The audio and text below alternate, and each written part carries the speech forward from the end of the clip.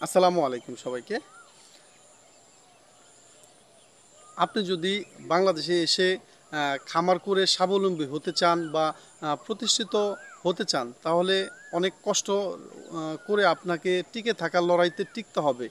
বাংলাদেশে বিশেষ করে যে সকল ভাইয়েরা কৃষিকাজ করে মোটামুটি ভালো অবস্থানে আছে, দেখা যাচ্ছে এক বছর লস হয়, আরেক বছর লাভ হয়। আপনি যদি বাংলাদেশে এসেই আপনি কিছু করতে গিয়ে যদি লসে পড়ে যান, হয়তোবা দেখা যাচ্ছে আপনার যদি 1 বছরের বা 2 বছরের আপনার ফ্যামিলির ব্যাকআপ দেওয়ার মতন অর্থ বা আপনার কেউ থাকে, তাহলে হয়তোবা আপনি বাংলাদেশে এসে কিছু করতে পারবেন। এছাড়া আপনার উপরে যদি ডিপেন্ডেন্ট হয়ে থাকে আপনার সংসার, আপনি বাংলাদেশে এসে উদ্যোক্তা হয়ে নিজেকে প্রতিষ্ঠিত করতে চান, তাহলে অনেক চ্যালেঞ্জ আপনার উপর দিয়ে যাবে বা আপনার অনেক প্রতিকূলতার ভিতর দিয়ে আপনাকে যেতে হবে। এজন্যই আমি আপনাকে বিনীত অনুরোধ করে বলবো, যদি আপনি প্রবাস থেকে আমার এই ভিডিওটি দেখে থাকেন, অবশ্যই আপনার ভেবেচিন্তে দেশে এসে আপনার কিছু করতে হবে বা করা উচিত হবে।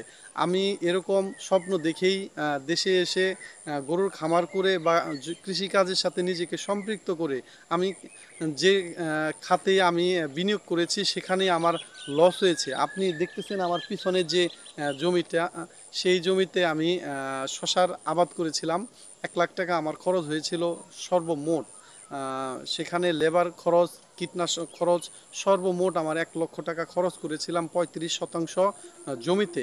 সেখান থেকে আমি সর্বমোট আমি হারভেস্টিং করেছি বা শশা বিক্রি করেছি 35 থেকে 40 হাজার টাকার মতো। তাহলে আমার দেখা যাচ্ছে 60 হাজার টাকাই লস হয়ে গেছে। এছাড়া আমি গরুর ক্ষেত্রেও, গরুর খামার করতে গিয়েও আমি প্রথমে যে গরুগুলো না বুঝে শুনে কিনেছিলাম, সেখান থেকেও আমার বেশ কিছু টাকা লস হয়ে গেছে। এজন্য আমি আমার অভিজ্ঞতা থেকে আপনাদের সাথে এই বিষয়টি শেয়ার করা। যদি কোনো ভাই প্রবাস থেকে দেশে এসে উদ্যোক্তা হতে চান, উদ্যোক্তা হওয়ার স্বপ্ন নিয়ে আসতে চান, অবশ্যই আপনাকে 2 থেকে 3 বছরের ফ্যামিলির ব্যাকআপ দেওয়ার মতন টাকা নিয়ে আসতে হবে।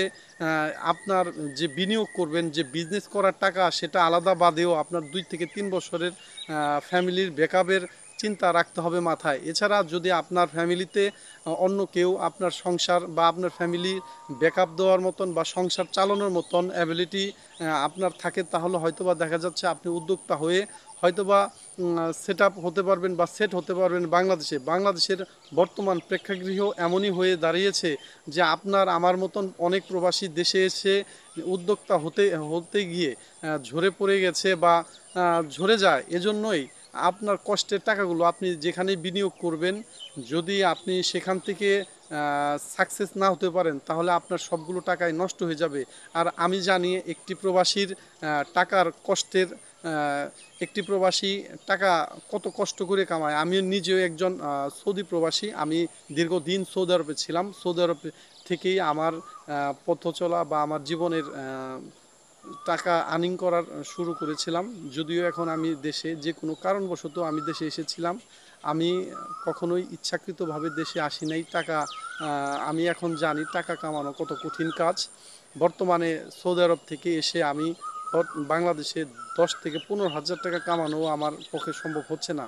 এছাড়া আমি আল্লাহ রহমতে সৌদি আরবে দীর্ঘদিন ছিলাম। আমার মিনিমাম যদি যে মাসে আমি কম কামিয়েছি, সেই মাসেও আমার 1 থেকে 1.5 লক্ষ টাকা ইনকাম ছিল। সেই প্রজেক্ট বা সেই কাজ, সেই বিষয়গুলো আমার এখন হাতে নেই। এজন্যই আমি বুঝতেছি টাকা কামানো কত কঠিন কাজ। যদি আপনি আমার মতো হয়ে থাকেন, অবশ্যই কথাগুলো একটু ভেবেচিন্তে দেখবেন। আপনি যদি সৌদি আরবে সর্বনিম্ন 30 হাজার টাকাও কামিয়ে থাকেন বা কামাচ্ছেন, বা পৃথিবীর যে কোনো দেশ থেকেই আপনি সর্বনিম্ন, আমি বললাম যেটা, আসলে একটি প্রবাসী সর্বনিম্ন 30 হাজার টাকার নিচে আর কামায় না, তার উপরেই কামায়।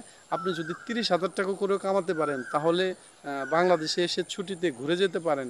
একবারে এসে গরুর খামার, মুরগির খামার বা কৃষিকাজ করে আপনি অনেক কিছু করে ফেলবেন, এটা কখনোই সম্ভব না। যে সকল ভাইয়েরা প্রবাস থেকে এসে কৃষিকাজের সাথে বা গরুর খামারের সাথে সম্পৃক্ত হয়েছে, তারাই জানে বাংলাদেশের প্রেক্ষাগৃহ কেমন, বা আপনিও জানবেন। এজন্যই আমার আজকের এই ভিডিওটি। যদি আমার এই ভিডিওটির কথাগুলো ভালো লেগে থাকে বা ভালো লাগে, তাহলে অবশ্যই আপনার মূল্যবান মতামতটি কমেন্ট বক্স ডিটেলসে জানিয়ে যেতে পারেন। এছাড়া আমার এই চ্যানেলটিতে আপনি ওয়েল্ডিং সংক্রান্ত বা সৌদি আরব সংক্রান্ত অনেক ভিডিও আছে, চাইলে ওগুলো দেখে আপনি প্রবাসী কিভাবে গিয়ে ভালো কিছু করবেন এই ধরনের ভিডিও বা তথ্য আমার এই চ্যানেলটিতে আছে। ভালো লাগলে আমার চ্যানেলটি সাবস্ক্রাইব করবেন।